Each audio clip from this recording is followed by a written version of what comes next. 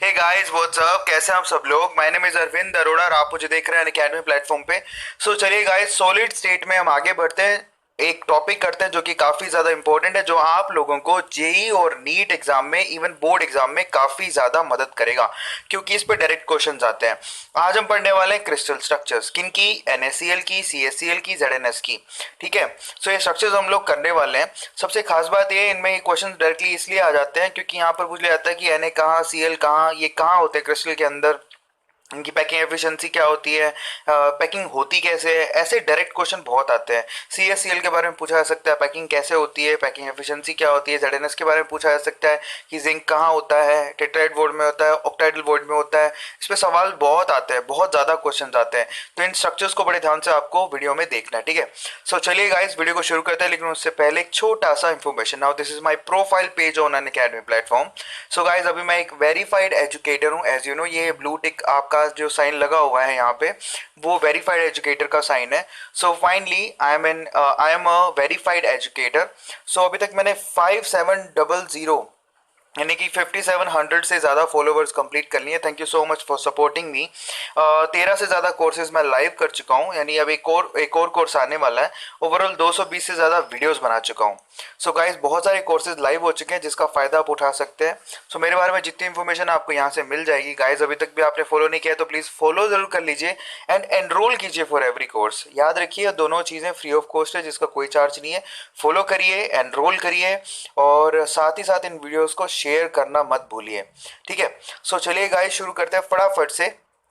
आज का हमारा जो टॉपिक है वो है क्रिस्टल स्ट्रक्चर्स, NaCl की, CaCl की और ZnS की हमें पढ़नी है। तो सबसे पहले हम लोग ये जानते हैं कि एक्चुअल में हमें स्ट्रक्चर्स किस वे से डिफाइन करनी है। देखिए, क्रिस्टल आपके पास जो पढ़ने हैं आपको, वो होंगे, आपको जो आपके सिलेबस में है वो है AB टाइप के and A2B and AB2 type के। मतलब क्या है, AB मतलब कैटायन और आयन एक एक, NaCl, ZnS, CaCl उनके एग्जाम्पल है। लेकिन इन तीनों की स्ट्रक्चर जो है डिफरेंट होती है, बहुत सारे मॉलिक्यूल की इन्हीं की स्ट्रक्चर से मैच करती है। तो ये डिफरेंट एग्जाम्पल्स हैं, इसीलिए हम इसको पढ़ते हैं, क्योंकि कोई भी सिमिलर नहीं है इनमें, लेकिन है ये AB टाइप के ही। एक होते हैं A2B एंड AB2 टाइप के। A2B का मतलब Na2O और AB2 टाइप का मतलब CaF2। तो ये बहुत ही इंटरेस्टिंग है, इसको फ्लोराइड और एंटी फ्लोराइड स्ट्रक्चर्स भी कहते हैं। तो बहुत ही ज़्यादा इंपॉर्टेंट है, इसको हम लोग आगे समझेंगे। तो आज के वीडियो में तो हम लोग ये करने वाले हैं। ठीक है, ये हम क्या करेंगे नेक्स्ट वीडियो में करेंगे, क्योंकि इसमें समय लगेगा। तो चलिए सबसे पहले NaCl को करते हैं। यहाँ देखिए, NaCl का स्ट्रक्चर। अब आपको मैं रिक्वेस्ट करूंगा कि आप एक नोटबुक लेके बैठ जाओ और यहाँ पे जो समझा रहा हूँ उसको बड़े ध्यान से लिखो। देखिए, NaCl के स्ट्रक्चर में सबसे पहले आप चेक करो कि कैटायन कौन और एनायन कौन। आपको सबको पता है कि यहाँ पर सोडियम कैटायन है और Cl माइनस एनायन है, मालूम पड़ गया। अब हमें ये भी पता है कि हम लोग पीरियोडिक टेबल में पढ़ चुके हैं कि एनायन जो होता है वो साइज में बड़ा होता है एज कम्पेयर टू कैटायन। तो आप खुद सोचिए कि सबसे पहले पैकिंग कौन बनाएगा। पैकिंग और वॉइड अलग बात होती है। पैकिंग बड़ा आयन बनाता है, उसके जो अंदर जो जगह बच जाती है वहां पर छोटा आयन जाता है। तो यहाँ पर पैकिंग बनाने का काम करेगा ये Cl माइनस। ठीक है, और ये जो Na प्लस है वो वॉइड्स में जाएगा। अब देखिए, Cl माइनस कैसी पैकिंग बनाता है, ये पैकिंग बनाता है। FCC का मतलब face centred cubic close packing बनाता है। ठीक है, और इसका मतलब क्या हो गया, इसका मतलब Cl माइनस कहाँ होगा, face centred cubic close packing के अंदर। आपने पढ़ा था, मैंने आपको पढ़ाया भी था कि यहाँ पर कॉर्नर के अंदर वो एटम होगा और फेस सेंटर में होगा। टोटल कितने होंगे यूनिट सेल के अंदर, 4। कैसे, आप याद करो, कॉर्नर में 1/8 पार्ट यूनिट सेल के अंदर आता है और टोटल 8 कॉर्नर होते हैं। फेस में 1/2 सेकेंड पार्ट आता है और 6 फेसेस होते हैं। टोटल कितने हो गए, इसके हिसाब से काउंट करोगे तो 4। ये हम पढ़ चुके हैं पहले, बाय द वे। आप इसलिए कहता हूँ कि इसको प्रोसीड करने से पहले आप बेसिक कवर करके आ जाओ जो पीछे दिए हुए हैं। तो लास्ट वीडियो जरूर देखो अगर आप इसको समझना चाहते हैं तो। चलिए, तो यहाँ पर हमें मालूम पड़ गया कि Cl माइनस तो 4 होते हैं। ठीक है, अब आते हैं Na प्लस में। देखिए, Na प्लस जो आयन होते हैं वो वॉइड्स के अंदर होते हैं, क्योंकि वो छोटे होते हैं साइज में। ठीक है, तो फाइनली यहाँ पर ऑक्टाइडल वॉइड्स जो है वो सारे Na प्लस कवर कर लेते हैं। तो यहाँ पर ऑक्टाइडल वॉइड्स का मतलब क्या, सबसे पहले समझे कि ऑक्टाइडल वॉइड होते क्या है। ये मैंने आपको लास्ट लेक्चर में बताया था कि ऑक्टाइडल वॉइड होते हैं एजेस पर। ये आपकी यूनिट सेल है तो उसका जो एज है, इनके एजेस पर, एज के सेंटर पर होता है। ठीक है, एक तो ऑक्टाइडल वॉइड और दूसरा बॉडी सेंटर पर होता है। इसका मतलब ऑक्टाइडल वॉइड मतलब एज सेंटर और बॉडी सेंटर पर हमारे Na प्लस होंगे। सही बात है। अब जरा सोचिए, उसके हिसाब से एज और बॉडी के अंदर अगर है तो टोटल Na प्लस कितने हुए, इसका भी तो टोटल 4 हो गए ये भी। ठीक है, सबको समझ में आ गया, क्योंकि एज जो होते हैं बेसिकली, टोटल एज कितने होते हैं जरा चेक करो, 12 एज होते हैं और 1/4 पार्ट होता है। ठीक है, तो 3 हुए, एक बॉडी सेंटर के अंदर तो 4 हो गए। ठीक है। सो यहाँ पर NaCl माइनस भी 4 है, Na प्लस भी 4 है एक यूनिट सेल के अंदर, बात समझे। तो ओवरऑल अगर एक यूनिट सेल के अंदर Na प्लस भी 4 है, Cl माइनस भी 4 है, तो यहाँ पर NaCl टोटल एक यूनिट सेल में कितने हुए? 4।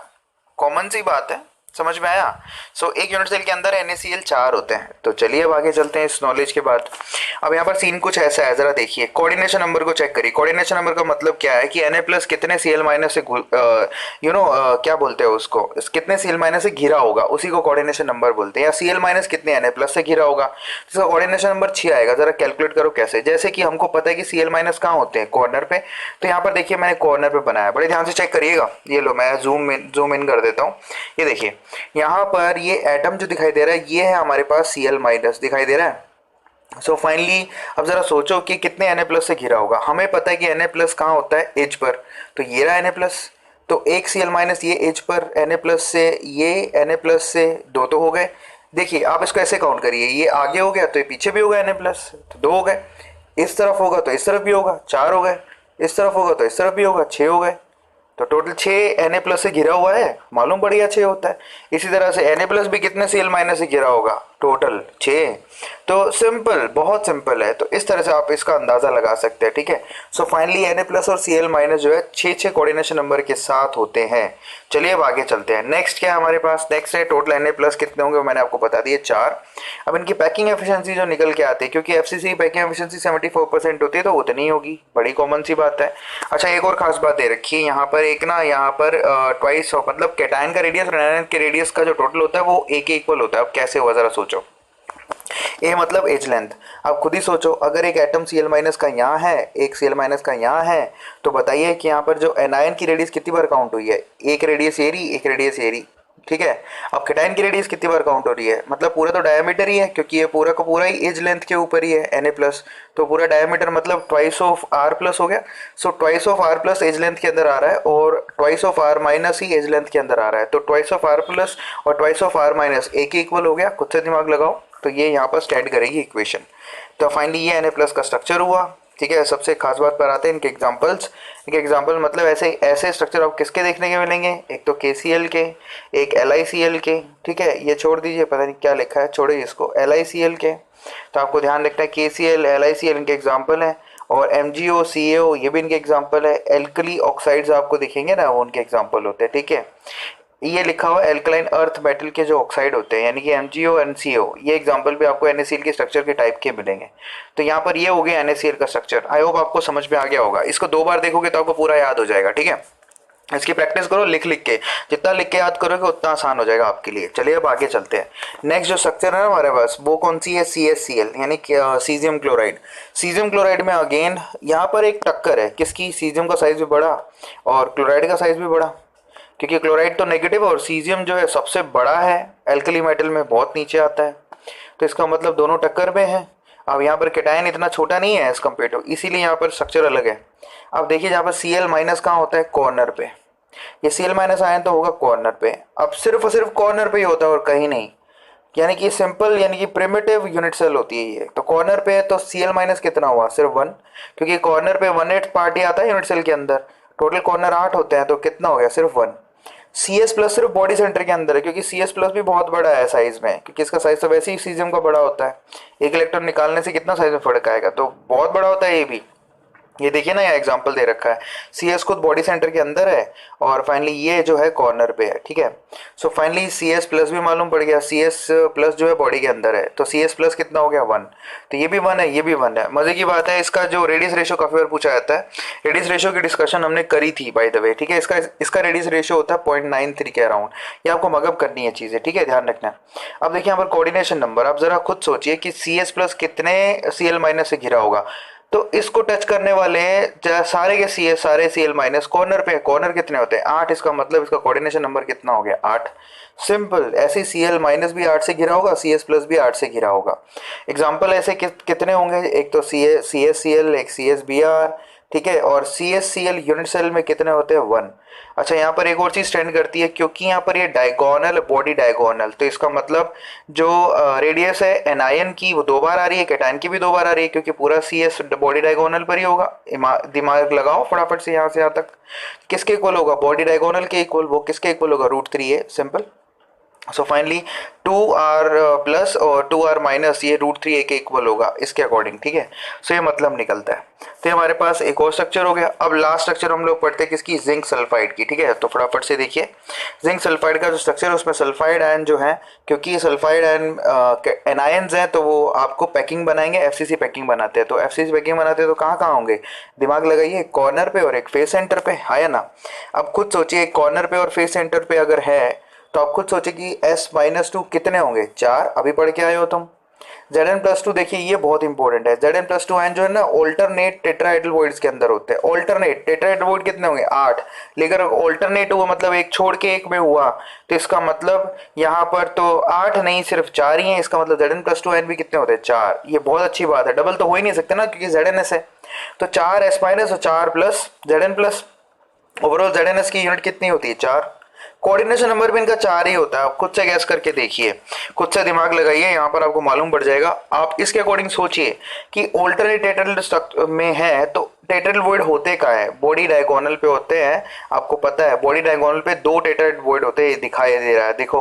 तो ये S- हो गया, ये बॉडी डायगोनल है, और ये S- है तो उसके इसके एज बॉडी डायगोनल पे Zn+ भी है, तो इसको बोलते हैं बॉडी डायगोनल, ठीक है। और इनका रेडियस रेशियो निकालना थोड़ा सा इम्पॉसिबल सा काम है, लेकिन फिर भी यहाँ पर एक्सपेरिमेंटली देखा गया कि इसके अकॉर्डिंग निकाल के देखा गया रेडियस रेशियो 0.4 आता है, ठीक है।